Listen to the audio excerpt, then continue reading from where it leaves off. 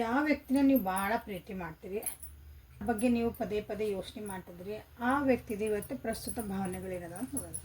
Current feelings ಏನದ ಅಂತ ನೋಡೋಣ ಅಂತೀವಿ. So welcome back to tarot reading awaken tarot with Nikhita. This is a general collective and timeless tarot. ನೀವು ಯಾವತ್ತಿನ ದಿನ ನೋಡ್ತೀರಿ ಅವತ್ತಿನ ದಿನ ನಿಮಗೆ ರೆಸನೇಟ್ ಆಗ್ತೈತಿ. ಓಪನ್ ಮೈಂಡಿಂದ ರೀಡಿಂಗ್ಸನ್ನು ನೋಡ್ರಿ. ಯಾರ್ಯಾರು ದೂರ ಅದಿರಿ, ಯಾರ್ಯಾರು ನೋ ಕಾಂಟ್ಯಾಕ್ಟ್ ಒಳಗದಿರಿ, ನಿಮ್ಮ ವ್ಯಕ್ತಿ ಕಡೆಯಿಂದ ಕಾಲು ಮೆಸೇಜು ಬರಬೇಕಂತ ವೆಯ್ಟ್ ಮಾಡ್ತಿದ್ರಿ, ನಿಮ್ಮ ವ್ಯಕ್ತಿ ಕಾಲ್ ಮೆಸೇಜ್ ಮಾಡೋಕೆ ರೆಡಿ ಆಗ್ತದಾರ, ಮಾನಸಿಕವಾಗಿ ಆ್ಯಕ್ಷನ್ ತೊಗೊಳಕ್ಕಾಗಿ ರೆಡಿ ಆಗ್ತದಾರ. ದೂರ ಲಾಂಗ್ ಡಿಸ್ಟೆನ್ಸ್ ಆಗಿದ್ರೆ ನಿಮ್ಮ ಹತ್ರ ಬಂದು ಭೇಟಿ ಆಗ್ಬೇಕಂತ ಅನ್ಕೊತದಾರ ನಿಮ್ಮ ವ್ಯಕ್ತಿ. ಅವ್ರ ಜೀವನದಾಗ ಭಾಳ ಚಾಯ್ಸಸ್ ಇದ್ವು ಅಂತಂದ್ರೆ ಬೇರೆ ಬೇರೆ ವ್ಯಕ್ತಿಗಳು ಇದ್ರು ಅಂತಲ್ಲ. ಇಲ್ಲೇ ನೀವು ಅವ್ರ ಚಾಯ್ಸ್, ಅವ್ರದ್ದು ಕರಿಯರ್ ಒಂದು ಚಾಯ್ಸ್, ಅವ್ರ ಫ್ಯಾಮಿಲಿ ಒಂದು ಚಾಯ್ಸ್, ಅವ್ರ ಪರ್ಸ್ನಲ್ ಆಗಿ ತಮಗೇನು ಬೇಕು ಅದು ಮಾಡ್ಕೊಳೋದು ಚಾಯ್ಸ್. ಸೊ ಎಲ್ಲನೂ ನಮ್ಮ ಜೀವನದಾಗಿದ್ದಾಗ ಎಲ್ಲನೂ ನಾನು ನೋಡ್ಕೋಬೇಕು. ನಾನು ಅದಕ್ಕೆ ಫಸ್ಟ್ ಏನು ಪ್ರಯಾರಿಟಿ ಕೊಡಲಿ, ನಿಮ್ಮನ್ನು ಚೂಸ್ ಮಾಡ್ಬೇಕಂತ ಇಲ್ಲಿ ಅನ್ಕೊತದಾರ. ಬೇಕಾದಷ್ಟು ಚಾಯ್ಸಸ್ ಅದಾವ ಅಂದ್ರೂ ನೀವು ಬೇಕು ಅವ್ರ ಜೀವನಕ್ಕೆ ಅಂತ ಅನ್ನಿಸ್ತಾ ಇತ್ತು ಅವರಿಗೆ. So this is a good reading. Actually ಇಲ್ಲಿ ಹಗಲು ರಾತ್ರಿ ನಿಮ್ಮ ಬಗ್ಗೆ ಯೋಚನೆ ಮಾಡ್ತಿದಾರ ಅಂತ ಹೇಳ್ಬೋದು, ಅಥವಾ ಅಫರ್ಮೇಷನ್ಸ್ ಹಾಕ್ತಿದಾರ, ಗೈಡೆನ್ಸ್ ತೊಗೊತಿದಾರ, ಪ್ರೇ ಮಾಡ್ತಿದಾರ. ರಿಲೇಷನ್ಶಿಪ್ಪಿಗೆ ನನಗೆ ಬ್ಲೆಸ್ಸಿಂಗ್ ಬೇಕು ಅಂತಲೂ ಕೇಳ್ಕೊತಿದಾರ ನಿಮ್ಮ ವ್ಯಕ್ತಿ. ಟ್ಯಾರೋ ರೀಡಿಂಗ್ ಕೇಳಿರ್ಬೋದು ಅಥವಾ ಏನಾದರೂ ಒಂದು ರೆಮಿಡೀಸ್ ಮಾಡಿರ್ಬೋದು. ಇಲ್ಲಿ ನೋಡ್ರಿ, ನೀವು ಅವ್ರ ಜೀವನಕ್ಕೆ ವಾಪಸ್ ಬರಬೇಕು ಅಂತಂದು, ಅಥವಾ ನಿಮ್ಮಿಬ್ಬರು ರಿಲೇಷನ್ ಚೆನ್ನಾಗಿರಲಿ ಅಂತಂದು ಆ್ಯಕ್ಚುಲಿ ಏನೇನೋ ಉಪಾಯಗಳನ್ನು ಮಾಡ್ತಿದಾರ ಅಂತ ಹೇಳ್ಬೋದು ನಿಮ್ಮ ವ್ಯಕ್ತಿಯಲ್ಲಿ. ನಿಮ್ಮಿಂದ ದೂರ ಹೋದವರು ಈಗ ವಾಪಸ್ ಹತ್ತಿರ ಬರ್ತಿದಾರ ಅಂತ ಹೇಳ್ಬೋದು. ಮುಖ ತಿರುಗಿಸ್ಕೊಂಡು ಹೋಗ್ಯಾರ ಅವರು.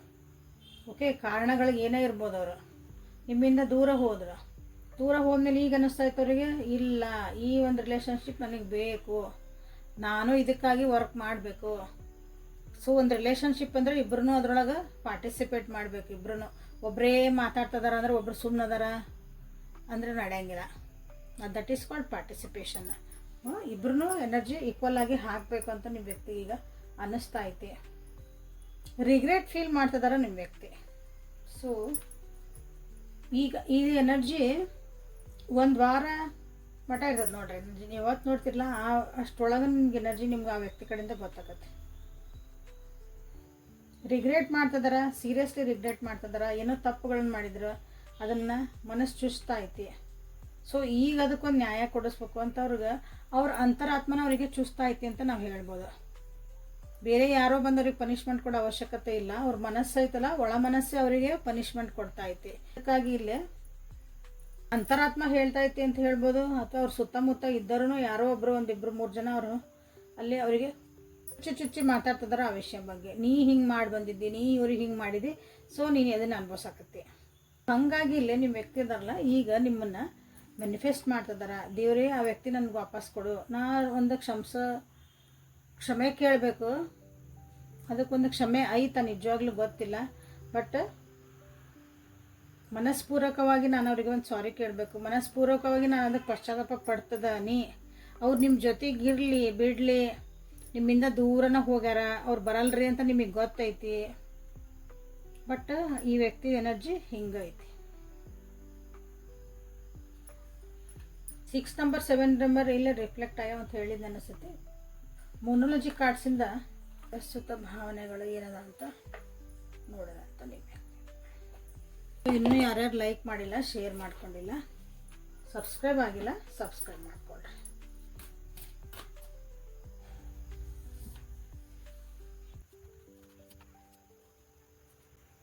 ಈ ಸದ್ಯ ಪರಿಸ್ಥಿತಿ ಒಳಗೆ ಹೆಂಗೈತಿ ಅಂದ್ರೆ, ಅಥವಾ ಈಗ ಏನು ಯೋಚನೆ ಮಾಡ್ತಿದಾರ ಸದ್ಯ ಕರೆಂಟ್ ಫೀಲಿಂಗ್ಸ್ ಒಳಗೆ ನಿಮ್ಮ ವ್ಯಕ್ತಿ ನೆಗೆಟಿವಿಟಿನೆಲ್ಲ ಬಿಟ್ಟು ಕೊಟ್ಬಿಡ್ಬೇಕು. ಇದು ಟೈಮ್ ಇದು ನಾನು ಬಂದತ್ತೀಗ, ನಾನು ನೆಗೆಟಿವ್ ಆಗಿ ಏನೇನು ಯೋಚನೆ ಮಾಡ್ತಿದ್ದೆ ರಿಲೇಷನ್ಶಿಪ್ ಬಗ್ಗೆ ಅಥವಾ ನಿಮ್ಮ ಬಗ್ಗೆ, ಅಥವಾ ಅವ್ರ ಜೀವನದಾಗ ನಾನು ನೆಗೆಟಿವ್ ಏನೇನೋ ಯೋಚನೆ ಮಾಡ್ತಿದ್ರೆ ಎಲ್ಲನೂ ನಾನು ರಿಲೀಸ್ ಮಾಡೋ ಟೈಮ್ ಅಂತ ಅವರಿಗೆ ಅನ್ನಿಸ್ತಾ ಐತೆ. ಅವ್ರಿಗೆ ಅನ್ನಿಸ್ತಾ ಐತೆ ಇದೊಂದು ರಿಲೇಷನ್ಶಿಪ್ ಏನೈತಲ್ಲ, ಅದು ನನ್ನದು ಒಂದು ಟೆಸ್ಟಿಂಗ್ ಪೀರಿಯಡ್ ಇರ್ಬೋದನ. ಇದು ಟೆಸ್ಟ್ ಮಾಡ್ತಾಯಿತ್ತು ಯೂನಿವರ್ಸ್ ನನ್ನನ್ನು. ನಾ ಎಷ್ಟು ಕಮಿಟ್ ಆಗೇನಿ ಈ ರಿಲೇಷನ್ಶಿಪ್ಪಿಗಾಗಿ, ನನ್ನನ್ನು ದೇವರು ಟೆಸ್ಟ್ ಮಾಡ್ತದನ. ನೀವು ಅಕಸ್ಮಾತ್ ಏನು ದೂರ ಇದ್ರಿ ಅಂತ ಹೇಳ್ತದೆ, ನಾನಿಲ್ಲೇ ದೂರ ಇದ್ರಿ, ಮಾತಾಡ್ತಾ ಇಲ್ಲ, ಮನಸ್ತಾಪಗಳಿದ್ವು, ಮತ್ತು ಜೊತೆಗಿದ್ರೂ ನಮ್ಮ ರಿಲೇಷನ್ಶಿಪ್ ಸರಿ ಇಲ್ಲರಿ ಅಂತ ಯಾರ್ಯಾರಿಗೈತಿ. ಸೊ ಇದು ಒಂದು ಕಮಿಟ್ಮೆಂಟ್ಗೆ ದೇವ್ರು ನನಗೆ ಟೆಸ್ಟ್ ಮಾಡ್ತದನ ಅಂತ ಅವರಿಗೆ ಅನ್ನಿಸ್ತಾ ಐತೆ. ರಿಲೇಷನ್ಶಿಪ್ ಒಳಗೆ ಏನು ಬೇಕಂತ ನಾವೇನು ಕನಸ್ಕೊಂಡಿದ್ವಿ ಅದೆಲ್ಲ ನಮಗೆ ನನಸು ಆಗಬೇಕು ಅಂದ್ರೆ ನಾನು ನೆಗೆಟಿವಿಟಿನ ಬಿಡಬೇಕು, ಅದು ಆವಾಗ ನನಗೆ ಒಂದು ಚೇಂಜಸ್ ಕಾಣ್ತಾವೆ, ಏನು ಬೇಕಾದ್ರೆ ನಾನು ಪಡಿಬೋದು, ಅಂದರೆ ರಿಲೇಷನ್ಶಿಪ್ ಒಳಗೆ ಭಾಳ ಚಂದ ಇರ್ಬೋದು ಅಂತವ್ರಿಗೆ ಅನ್ನಿಸ್ತೈತಿ. ಬಟ್ ಇಲ್ಲಿ ಏನಂದ್ರೆ ಇಂಪಾರ್ಟೆಂಟ್ಲಿ ಅಡ್ಜಸ್ಟ್ಮೆಂಟ್ ಭಾಳ ಮಾಡ್ಕೋಬೇಕಾಗೋದಿಲ್ಲ. ಇಷ್ಟು ದಿನ ಆ ವ್ಯಕ್ತಿ ಅಡ್ಜಸ್ಟ್ಮೆಂಟ್ ಮಾಡ್ಕೊಳಕ್ಕೆ ರೆಡಿ ಇದ್ದಿದ್ದಿಲ್ಲ. ಯಾಕಂದ್ರೆ ಒಂದು ರಿಲೇಷನ್ಶಿಪ್ ಒಳಗೆ ಎಲ್ಲರೂ 5 ಬೆರಳು ಸರಿ ಇರೋಂಗಿಲ್ಲಲ್ಲ. ಹಾಗಾಗಿ ವೀಕ್ನೆಸ್ಸಸ್ ಸ್ಟ್ರೆಂತ್ ಏನದಾವ ಇಲ್ಲಿ ರಿಲೇಷನ್ಶಿಪ್ನಾಗ ನಾವನ್ನೆಲ್ಲನೂ ನೋಡ್ಕೊಳ್ಳೇಬೇಕು, ನಾನು ಅಡ್ಜಸ್ಟ್ಮೆಂಟ್ ಮಾಡ್ಕೊಳ್ಳೇಬೇಕು. ಅವ್ರ ಜೀವನದಾಗ ಆಲ್ರೆಡಿ ಈಗ ಕೆಲವೊಂದು ಚೇಂಜಸ್ ಬಂದಾವೆ. ಓಕೆ, ಪವರ್ಫುಲ್ ಚೇಂಜಸ್, ಅವ್ರನ್ನ 360 ಡಿಗ್ರಿ ಟರ್ನ್ ಮಾಡುವಂಥ ಒಂದಿಷ್ಟು ಚೇಂಜಸ್ ಬಂದಾವೆ. ಅದು ಗುಡ್ ಆಗಿರ್ಬೋದು, ಬ್ಯಾಡ್ ಆಗಿರ್ಬೋದು. ಅದರಿಂದ ಈಗ ಅವ್ರು ಹೊರಗೆ ಬರೋಕೆ, ಅಂದರೆ ಈಗ ಒಂದು ಜೀವನದ ಅರ್ಥ ಮಾಡ್ಕೊಳಕ್ಕೆ ಸ್ಟಾರ್ಟ್ ಮಾಡ್ಯಾರ ಅಂತ ಹೇಳ್ಬೋದು. ಈಗ ಅದ್ರ ಬಗ್ಗೆ ಅವ್ರಿಗೆ ಅರಿವು ಮೂಡ್ತಾ ಇತ್ತು. ಹಾಗಾಗಿ ಅದನ್ನೊಂದು ರಿಗ್ರೆಟ್ ಮಾಡ್ತಾ ಇದ್ರು. ತಮ್ಮದೊಂದು ಕಂಫರ್ಟ್ ಝೋನಿಂದ ಹೊರಗೆ ಬರೋಕೆ ಟ್ರೈ ಮಾಡ್ತಿದ್ದಾರೆ. ಸ್ಟೆಪ್ ಬೈ ಸ್ಟೆಪ್ ಒಂದೇ ಸಲಕ್ಕೆಲ್ಲ ಮನುಷ್ಯ ಚೇಂಜ್ ಆಗಕತ್ತಿಲ್ಲ. ಸೊ ನಿಮ್ಮ ಜೊತೆಗಿದ್ರೆ ಅದನ್ನು ಹೇಳ್ಬೋದು, ಅಥವಾ ಅವ್ರದ್ದೊಂದು ನಡವಳಿಕೆ ಒಳಗೆ ನೀವು ಕಾಣ್ಬೋದು. ಓ ಹಿಂಗಿದ್ರು ಹಿಂಗೆ ಮಾಡಕತ್ತಾರ, ಈ ರೀತಿ ರೆಸ್ಪಾಂಡ್ ಮಾಡ್ತಿದ್ರು, ಈ ಟೈಪ್ ಈ ಸಲ ಬೇರೆ ಥರ ರೆಸ್ಪಾಂಡ್ ಮಾಡಿದರು, ಅದು ಒಳ್ಳೆ ರೀತಿ ಇರ್ಬೋದು ನಿಮಗೆ. ಸ್ವಲ್ಪ ಅಡ್ಜಸ್ಟ್ಮೆಂಟ್ ಮಾಡ್ಕೊಳಕ್ಕೂ ಟ್ರೈ ಮಾಡ್ತಾರೆ ನಿಮ್ಮ ವ್ಯಕ್ತಿ. ರಿಲೇಷನ್ಶಿಪ್ ಒಳಗೆ ಬರೀ ಕನಸು ಕಾಣ್ಕೊಂತ ಹೋಗೋದಲ್ಲ, ಅದಕ್ಕೆ ಕಾರ್ಯರೂಪಕ್ಕೆ ತರಬೇಕಂದ್ರೆ ನನ್ನೊಳಗೆ ಚೇಂಜಸ್ ಆಗಬೇಕು, ನಾನು ಅಡ್ಜಸ್ಟ್ ಮಾಡ್ಕೋಬೇಕು, ನೆಗೆಟಿವಿಟಿ ರಿಲೀಸ್ ಮಾಡಬೇಕು. ಓಕೆ, ನಾನು ಇದಕ್ಕೆ ಈ ರಿಲೇಷನ್ಶಿಪ್ ಕಮಿಟ್ಮೆಂಟಿಗೆ ನಾನು 100% ನನ್ನನ್ನು ನಾನು ತೊಡಗಿಸ್ಕೋಬೇಕಂತ ನಿಮ್ಮ ವ್ಯಕ್ತಿಗಿಲ್ಲಿ ಅನ್ನಿಸ್ತಾ ಐತೆ. ಸೊ ಇದ್ರ ಅರ್ಥ ಏನಂದ್ರೆ ನಿಮ್ಮ ವ್ಯಕ್ತಿ ಜೀವನದೊಳಗೆ ತಾವೇನೋ ಅಂದ್ಕೊಂಡಿದ್ರು, ಬಟ್ ಅದೇನೋ ಉಲ್ಟಾ ಆತ. ನಾನೇ ಯಾವಾಗಲೂ ಸರಿ ಅಂತ ಅನ್ಕೊಂತಿರ್ಬೇಕು ನೋಡ್ರಿ ನಿಮ್ಮ ವ್ಯಕ್ತಿ. ಯಾವಾಗಲೂ ನಾ ಮಾಡ್ತಿರೋದ ಸರಿ, ನಾ ಅನ್ನೋದ ಸರಿ, ನಾ ಹೋಗ್ತಿರೋ ದಾರಿನ ಸರಿ ಅಂತ ಅವ್ರು ಏನಾರು ಅಂದ್ಕೊಂಡಿದ್ರೆ ಒಂದ್ಸಲ ಎಡಕ್ಕೆ ಬಿದ್ದಾರ ಅವರು. ಓಕೆ, ಹೆಂಗೆ ಬಿದ್ದಾರ ಅಂದ್ರೆ ಪೂರ ಒಂದು ಕತ್ಲು ಕೋಣೆ ಒಳಗೆ ಬಿದ್ದಾರ, ಖಂಡರ್ ಅಂತ ಹೇಳ್ತೇವಲ್ಲ, ಒಂದು ಪ್ರಪಾತೊಳಗೆ ಬಿದ್ದಾರ. ಈಗ ಅವ್ರಿಗೆ ಅನ್ನಿಸ್ತಾ ಐತಿ, ರಿಯಲೈಸ್ ಆಗ್ತಾ ಐತಿ, ಅನ್ಕೊಳೋದ ಒಂದು ದೇವ್ರ ಪ್ಲ್ಯಾನೇ ಬೇರೆ ಇರ್ತೈತಿ ಅಂತ ಈಗ ಅವರಿಗೆ ಅನ್ನಿಸ್ತಾ ಐತಿ. ಸೊ ಹಾಗಾಗಿ ಇವೆಲ್ಲ ಅವರಿಗೆ ಈಗ ರಿಯಲೈಸ್ ಆಗ್ತದ ಅಂತ ಹೇಳ್ಬೋದು. ಬಟ್ ಹಂಗೆ ಅಂದ್ಕೊಳ್ಳೆ ನಿಮ್ಮ ವ್ಯಕ್ತಿ ಹೇಳ್ತಿರೋದೆಲ್ಲ ಕರೆಕ್ಟು, ನೀವು ಹೇಳ್ತಿರೋದೆಲ್ಲ ಅವ್ರು ಮಾಡ್ತಿರೋದೇ ಕರೆಕ್ಟು, ಅಥವಾ ಅಂದರೆ ಏನು ಸದ್ಯ ಮಾತಾಡ್ತಾರಲ್ಲ ನಿಮ್ಮ ಜೊತೆಗೆ, ನಾನು ಇನ್ಮೇಲೆ ಚೆನ್ನಾಗಿರ್ತೀನಿ ಅಂತ ಹೇಳಿದ್ರೆ ಅಂದ್ಕೊಳ್ಳಿ, ನೀನು ಭಾಳ ನಂಬಕ್ಕೆ ಹೋಗ್ಬೇಡ್ರಿ, ಮಾಡೋಣ ಅಂತ ಹೇಳ್ರಿ, ಲೆಟ್ ದ ಟೈಮ್ ಡಿಸೈಡ್ ಅಂತ ಹೇಳ್ರಿ. ಯಾಕಂದರೆ ಇಲ್ಲಿ ಮಾತಕ್ಕಿಂತ ನೀವು ಕೃತಿಗೆ ಇಲ್ಲಿ ಬೆಲೆ ಕೊಡ್ಬೇಕಾಗತ್ತೆ ಈ ವ್ಯಕ್ತಿ ಜೊತೆಗೆ ಇದ್ದಾಗ, ಅಥವಾ ಈ ರಿಲೇಷನ್ಶಿಪ್ ಒಳಗೆ ನೀವು ನಿಮ್ಮ ಒಂದು ಎನರ್ಜಿ ಹೆಂಗೈತಿ, ಆಮೇಲೆ ನಿಮಗೆ ಮೊನಾಲಜಿ ಕಾರ್ಡ್ಸಿಂದ ಏನೊಂದು ಗೈಡೆನ್ಸ್ ಬರ್ತೈತೆ, ಅಥವಾ ಮೊನಾಲಜಿ ಕಾರ್ಡ್ಸಿಂದ ನಿಮ್ಮ ಬಗ್ಗೆ ಏನು ಹೇಳ್ತೈತೆ ಅಂತ ನೋಡೋಣ ಅಂತ.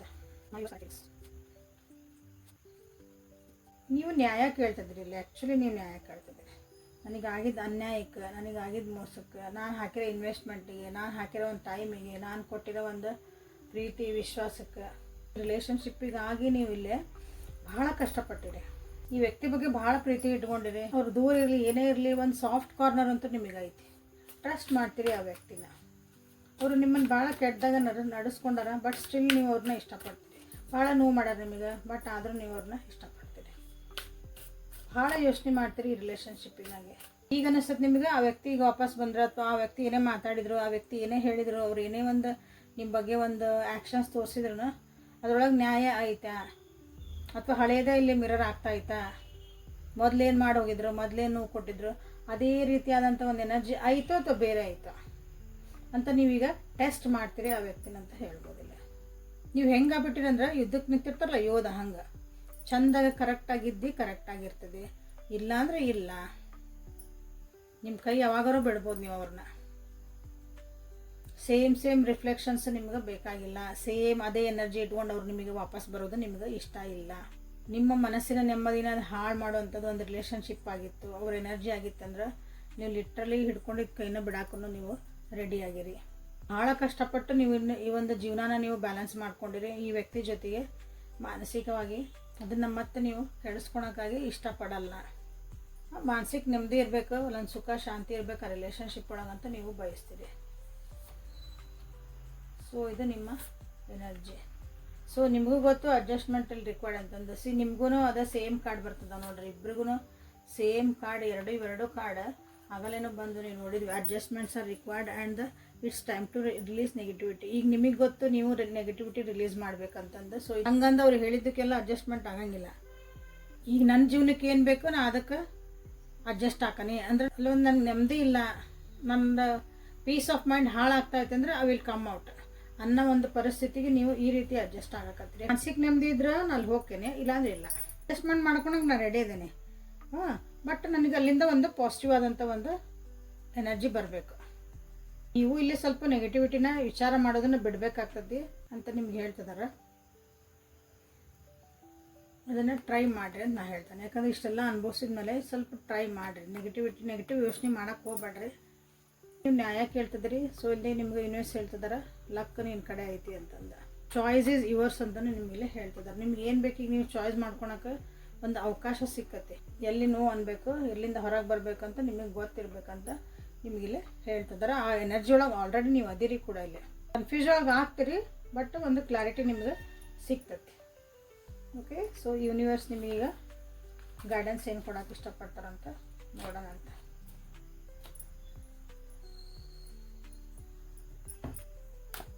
ಫೈವ್ ರಿಚುವಲ್ಸ್ ಆನ್ ಗುರುಪೂರ್ಣಿಮಾ ಅಂತ ಒಂದು ಶಾರ್ಟ್ಸ್ ಹಾಕಿದ್ದೆ, 2 minutes. ಇದನ್ನು ಎಷ್ಟು ಜನ ನೋಡಿದ್ರಿ? ಅದ್ರೊಳಗೆ ಒಂದು ಹಿಡನ್ ಬ್ಲೆಸ್ಸಿಂಗ್ ಬಂದೈತಿ. ಆ ಬ್ಲೆಸ್ಸಿಂಗ್ಸನ್ನ ಎಷ್ಟು ಜನ ತೊಗೊಂಡ್ರಿ ನನಗೆ ಕಮೆಂಟ್ ಮಾಡಿರಿ.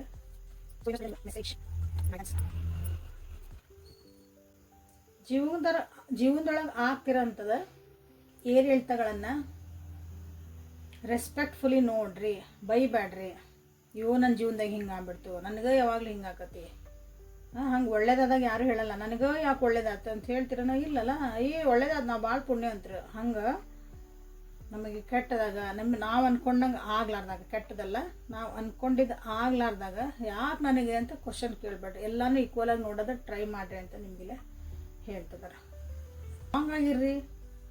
ಓಕೆ, ಏನೇ ಬರಲಿ ಎತ್ತೆ ಬರಲಿ ನಾನು ಸ್ಟ್ರಾಂಗ್ ಅದೀನಿ, ಇದನ್ನು ಹ್ಯಾಂಡ್ಲ್ ಮಾಡ್ತೀನಿ ಅನ್ನೋದೊಂದು ಮನಸ್ಥಿತಿ ನೀವು ಇಟ್ಕೊಳ್ರಿ ನಿಮ್ಗೆ ಹೇಳ್ತಿದ್ದಾರೆ. ಯಾಕಂದ್ರೆ ಈ ಸ್ಟ್ರೆಂತ್ ಏನೈತಲ್ಲ ನಿಮಗೆ, ನೀವು ಒಂದು ಬೂಸ್ಟಾಗಿ ನಿಮ್ಮನ್ನು ನೀವು ಹೇಳ್ಕೊಳೋದೈತಲ್ಲ, ನಿಮ್ಗೆ ಒಳ್ಳೆ ಸಕ್ಸಸ್ಸನ್ನು ಕೊಡ್ತೈತಿ ಜೀವನದಾಗ. ಏನೇ ಬರಲಿ ರಿಸೀವ್ ಮಾಡೋಕ್ಕೆ ಸ್ಟಾರ್ಟ್ ಮಾಡಿರಿ. ಇವತ್ತು ಮ್ಯಾಲೆ ಹೋಗಿನಂದ್ಮೇಲೆ ಇವತ್ತು ಕೆಳಗೆ ಇಳಿತೇನೆ, ಇವತ್ತು ಕೆಳಗೆ ಇಳಿದೆ ಅಂದ್ರೆ ಮ್ಯಾಲೆ ಹೋಗ್ತೇನೆ. ಹೌದಾ, ರೋಲರ್ ಕೋಸ್ಟರ್ ಅಂದ್ರೆ ಮ್ಯಾಲೆ ಹೋಗತಿ, ಕೆಳಗೆ ಬರ್ತೈತಿ, ಸಂಧ್ಯಾಗೆ ಹೋಗತಿ, ಮೂಲೆ ಹೋಗತಿ. ಸೊ ನೋಡಿರಲ್ಲ, ನಿಮ್ಮ ಇಂಟ್ಯೂಷನ್ಸ್ ಭಾಳ ಸ್ಟ್ರಾಂಗ್ ಅದಾವು. ಇಂಟ್ಯೂಷನ್ಸನ್ನ ನೀವು ಲಕ್ಷ್ಯ ಕೊಡ್ರಿ.